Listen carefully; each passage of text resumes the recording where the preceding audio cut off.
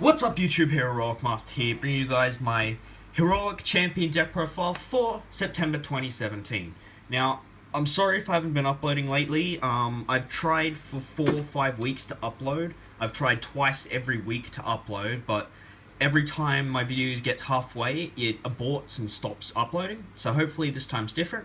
Hopefully this video actually gets up, and if it does, I'm sorry for not uploading because of that issue. Now, here are my Heroic challenges. I haven't done this in over 6 months. I've had a lot of views on it lately, a lot of comments on it, so I decided I'd bring you a refresher as well as it's ready for link format. It's actually a viable option for link format just because of how fast it is now in link format. So everything's been slowed down, Heroics kind of speed up. As well as the fact that now we got Zodiac slaughtered, True Dracos have dropped in power, but now you got the stuff that's not as fast but still need a turn or two to set up. So Heroics, they're good in that respect, so they take a turn or two to set up and you can actually sit on a decent board. So I'll go through the deck, explain my card choices, and kind of just give you just a guide on what I play and what you could play, because there are different variants. This is the Link version where you just go into Link monsters as well as trying to blow up your opponent's field. There's also a different version that's a little bit faster, but this one is a little bit more protective. So where you can protect all your resources and actually get them back and reuse them. So let's just go into the deck profile and I will show you what's what. So first off, we're running 3 Heroic Challenger Assault Halberd. Now Halberd's probably one of your best ones, so if you control a monster, and if your opponent controls a monster and you control no monsters, you can summon it from your hand straight up. It inflicts piercing battle damage, so if you attack a defense position monster, they will still take the damage. And when it inflicts battle damage, you get to add any Heroic card from your deck to your hand, which is useful because you want to search almost every single one of your Heroic monsters, as well as at times your Heroic champs, which can actually win you games. So 3 Heroic Challenger Assault Halberd, which is actually a piece of the turn 1 Rongo Naiad, which is actually really good. It's actually quite easy as long as you open up that and a bunch of Heroic monsters on your first turn going second. Next is 3 Heroic Challenger Thousand Blades. Now most people will know this from builds with Seraphonite or builds that just rely on just using stuff in the graveyard. But its first effect is primarily used for Heroics because of its effect. So once per turn, if it's an attack, discard any Heroic card. You're not allowed to summon any other monsters for the rest of this turn except Heroic monsters. Also special summon any Heroic monster from your deck, and if you do, this card changes to defense. And then you've got, if you take damage, you can, while it's in the grave, you can special summon it in attack mode. But just the fact that it spams out any Heroic card from your deck is automatically good, because you can summon it, and if you're running an Ambush Soldier, in my build I used to, but I don't anymore, just for rank 4 turbo. Ambush Soldier is okay if you wanted to run it, but it's a little slower and then again a little faster at the same time. So all in all, it's actually not too bad. But yeah, this can just get you any Heroic monster from your deck as long as you discard a Heroic card. Next, you want to run 3 Heroic Challenger Double Lance. If it's normal summoned, you can special summon Heroic Challenger Double Lance from your hand or graveyard and face up defense. It can't be used as Synchro material, and it can't be used as an Xyz material except for an Xyz warrior monster. So, opening double copies of this isn't too bad. It'll start you off with an Excalibur or something that'll help you, but having too many at once is kind of... Not having enough is bad, having too many is bad, so just having 3 is alright, because if you can just get them in the grave, summon them, and then you can just go on to your plays. It's also a good discard target for a Challenger, so if you... not Challenger, Thousand Blades. So you can ditch them from your hand, summon anything else from your deck, normal summon it, and then you just get another one back, so it's not too bad if you have that option. Next, I'm running 3 Heroic Challenger Sword Shield. Sorry if the glare's kind of thing, I don't have any proper lights yet, I'm still using the light on my phone, which is what I use to record. So Sword Shield. During another player's turn, if you control a face-up Heroic monster, you can send this card from your hand to the graveyard. For the rest of this turn, you take no battle damage, and Heroic monster you control cannot be destroyed by battle. So, nowadays, Heroic monsters will be destroyed by card effects more often than not. The only way a monster will be destroyed by battle if it's unaffected by card effects. So, stuff like Snowbelled Crystal Wings and all that stuff. So unless your opponent kaijus and, you know.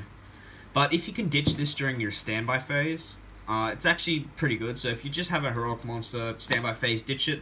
If they can kaiju to get over it, you won't take damage. But and your other heroics can't be destroyed by battle. So, I mean, if you know your heroics are going to get kaiju or something, you can at least not take damage for the turn. So, it's really good. Then for our final heroic monster, 3 extra sword. You have to run this. Any Exceed monster that uses it to summon gains the effect that when it exceeds someone, it gains 1,000 attack. So that's like, it's really good. It's really, really useful. Because Rongo and Naiad, if you use 3 or more, it's unaffected by other cards' effects. However, with Extra Sword, it gives the monster the ability to gain 1,000. So it's not another card's effect giving it 1,000, it's its own effect giving it 1,000. Which is what some people actually get confused about. Now for our supporting cards, I guess. You got Triple Goblinberg, standard, just summons anything else from your hand, really. 3 Doggy Diver. This was actually suggested by someone who commented on the last one. I forgot your name, I'm so sorry for it. But yeah, it's pretty much just the same thing as, I guess, Blue Mountain Butterspy. If you really want to take this out, you could run Blue Mountain Butterspy if you wanted, or you can take out the next 3 monsters I'll end up showing you for a Blue Mountain Butterspy, just to be a little bit more faster, a bit more turbo. So if your opponent controls a monster and all face-up monsters you control minimum 1 are level 4, you can special summon this card from your hand. You can only special summon Doggy Diver once per turn this way. This card cannot be used as an Exceed material, except for the Exceed summon of an Exceed warrior monster. So, yeah, it's got the restriction similar to Double Lance, but as long as you control a level 4 monster, you can summon it freely, so not too bad. So if you open up like Goblinberg, Doggy Diver, and then this, you can just go Goblinberg, summon this, special Doggy Diver, and then you got an instant rank 4. I mean, you could take this out for Blue Mountain Butterspy, or you can take out these 3, which are Dust Knight, Field Commander Rajas, and Silver Sentinel.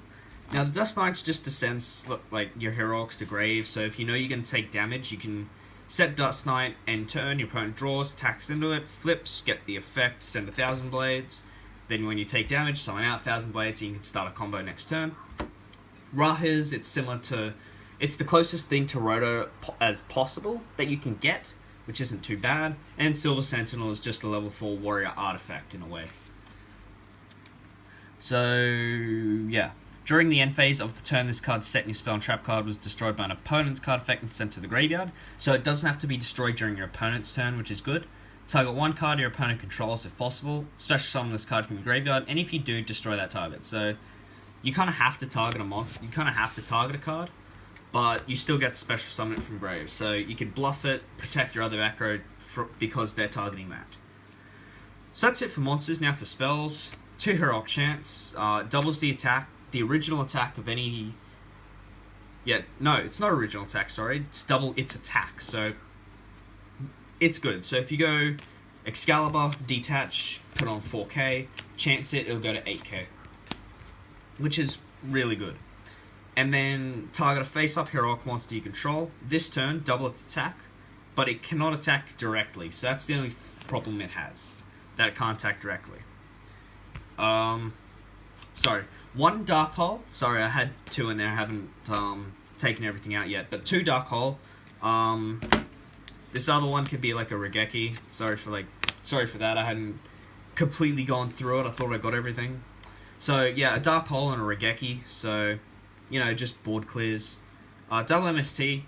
You could put in Twin Twister if you wanted, just to get like heroics in grave if possible. But realistically, just Twin Twister's just standard. The 1 Rotor and 1 Warrior Turning Alive. I believe Rotor should at least come back to 2. You don't see as many Warrior decks nowadays. And if they brought it back to 2 or 3, I guess you could see Talonites coming back a little. Even though that you've got Link Summoning, I guess it'll give those Warrior decks a chance. But it'll also give, like, a little extra nudge towards your, like, rank 4 engines. So stuff like in Light Swans and Zombie Swans and stuff like that. It'll just give it extra boost. But that's it for spells. Now for traps, 3 Cold Horned, 3 Standard Mirror Force. If you really wanted to run Quaking or something, you could, but I just run 3 Standard. Then 1 Bottomless and 1 Compulse. Now, as I said, this is a protective build. I'm actually running Cold Hornets and Mirror Force. If you wanted to run just faster and just completely obliterate, I would take out at least 1 or 2 of the Cold Hornets and maybe 1 or 2 of the Mirror Forces, and just replace them with the Solemn packages. So like 3 strike and 1 warning. If you really wanted to run D barrier or stuff like that, you could take out some of the other traps. But these are just they're just slow, but they do help protect the deck. No one expects battle traps nowadays, and it's a real blowout nowadays, which is interesting. But that's it for the extra. Now, that's it for the main deck. Now, for the extra, I don't run a side deck. The only deck I actually show my side deck is my Tellarknights, which I change frequently. So if you saw my Tellar Zoo video, now that's dead. I'm doing another profile of it soon, and it'll be an invoked version if you haven't seen it. I don't think I've done my invoked yet, so I'll upload that soon, probably toward the end of this week or a couple of days, I don't know, just so I can give you some fresh content. But that's it now for the extra. Double Excalibur, 1 Gandiva, double Kusanagi, and then 2 Rongominayad. I do see myself going into 2 of these, because if the game goes on long enough, in like a rogue match, you can go into 2 of these. Whether it has 5 or 4 materials, it's still good. Kusanagi is actually really good against traps, and you can actually make this with the combo I showed you before, with the Doggy Diver, the Goblinberg, and just like any other thing. Gandiva, it's a heroic champion, and you have space in the extra, so you can run it. But if you didn't want to run it, you could replace it for a Steel Swarm Roach, if you're up against something that has level 5 or higher. So if they special summon that, you get to negate the summon of them and all and just destroy them. So this is good against like Pendulum summoning level 4s and lowers, and Steel Swarm Roach is level 5 and higher. So I'd run Gandiva alongside Steel Swarm Roach, so you at least have like something to do. And then double Excalibur, because it's Excalibur, you know. Then 1 Photon Pap, so if my opponent starts going defensive, I can kill them quicker. And then 1 Ragnar Zero, which is the combo. So if you go Photon, then you make this. You go Photon, flip it up to attack, loses 600 attack, then you Ragnar Zero it, pop it up, and then you get to draw a card, and then you could swing over. And then for the Link monsters, you got 1 Standard Decode, and you can actually go into Topologic Bomber. And again, it's your 3rd Rongominayad, so if you run out of Rongominayads, this is your last hope. Special summon, and you just blow up the board. But that's it for the deck profile, guys. Sorry if I'm talking quickly. I'm just trying to get this video. I've been trying to do this video for weeks now, bordering on months, and they just haven't been uploading, so hopefully it uploads now. But other than that, guys, don't forget to check out my previous videos. Don't forget to subscribe to the channel for more content.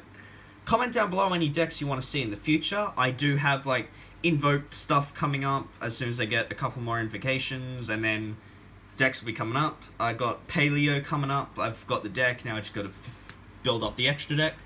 I got stuff like Monarchs, Monarch Dracos, Talonite Invoked, so all stuff like that. So fun stuff to enjoy, as well as don't forget to comment down below anything else you want to see, not what I've just mentioned. So anything rogue, so I don't know, something old like Madolche or something like that, put down below. So I will have enough money to get all this stuff, and yeah, should all be good in about 3 months once I get some stuff knocked out of the way. Other than that, guys, this has been Heroic Master. I'm signing out. Hope you found this video mildly entertaining.